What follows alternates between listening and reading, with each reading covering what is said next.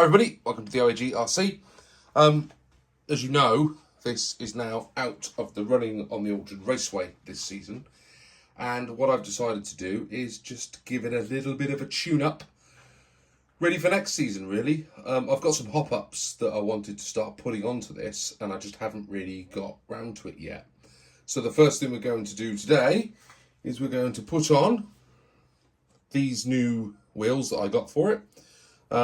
Which are just normal hexes, but they are slightly wider, I believe, than the wheels that are on a standard. And we're going to stick on some Tamiya dual blocks. Now, I don't know how they're going to perform out on the Orchard Raceway. They might not be grippy enough because they might need some proper spikes. But you haven't seen the TT02B video yet, but that went pretty well with these tyres on. So I figure let's put these on here, and you'll see if I tilt that up slightly.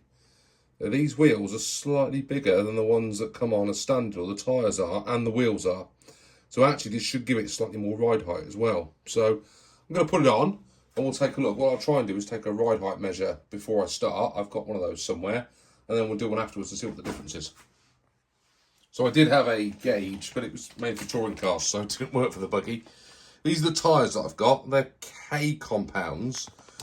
Comes in a C and a K. If I'm honest, I don't know what the difference was, so I bought them both. Turns out I'd already bought them once before, so I've ended up with absolutely loads of them because I'd already bought a set of K and C before, and then I bought another set of K. So I'm inundated with these dual block tyres now. These are the ones that are going to go on the rear, and I measured it through the table. So I'll be able to tell you at least how much additional ride height I've got from putting these tyres on, even though I don't know exactly what it was before and what it will be after from the ground up, if that makes sense. Or am I just waffling? Wouldn't be a video about tyres if I didn't have a good old sniff in there. They smell pretty good actually. Very nice.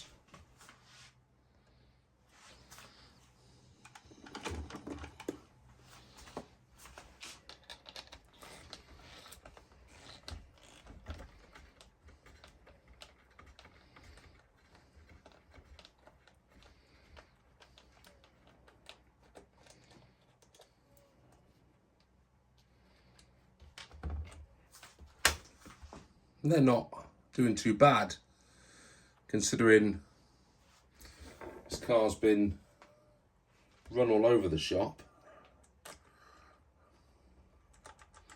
I'm just gonna take off the hubs while I'm here and just have a little look. Pop that out and see all the grass and stuff that's collected behind the wheel and these four-wheel drives from running it out on the grass. So I'm going to go and give this a good clean up, and then we'll get the wheels on. I don't go silly with my clean up because at the end of the day my cars are off-roaders and they're going to get back out and get back off-road again very, very, very soon. So I'll give it a quick wipe over with a bit of tissue paper just to get the worst off, and then what I do is I apply a little bit of the friction, what do they call it, ultimate friction eliminator in there. Probably give that just a little spin, just a little turn, a little rotate.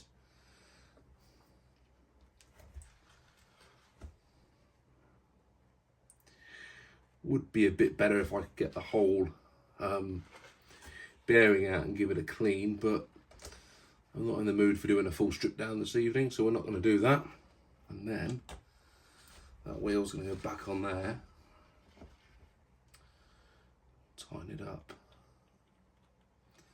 And already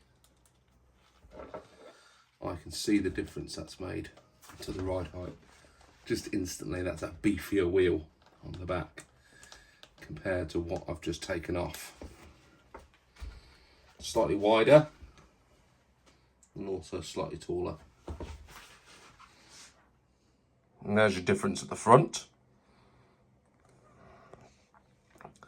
You can see now the whole chassis It's just slightly slanting the one way, having put this wheel on the front. I reckon there's a good couple of millimetre difference there in the ride height.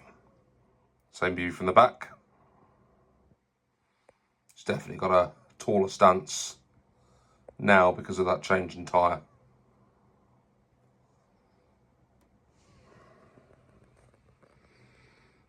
And you can see it down the length of the chassis as well. Now, my TT02 was raced about a car park on a load of gravel very early in its life. And I've just been looking. It's the first time I've taken the wheels off and had a good look underneath this. And you see how battered the A-arms are and the drive shafts are. And the rear chassis is absolutely mullered with sort of bashes and all the decals all ripped and shredded up here as well. I hadn't really appreciated how hard this thing, well, how hard I ran it really. And it's the rear, I think, worse than the front. The front I didn't really notice it on, but the rear I noticed it quite a bit. And look at the state of my shocks as well. It's terrible. They're going to come off and have a rebuild anyway, because I've got some nice upgrade hopper ones to go on there at some point. But what a mess this chassis is in. Just shows, I mean, this car's only 2 years old and I've only run it very lightly. It just shows what a mess they get into. There we go.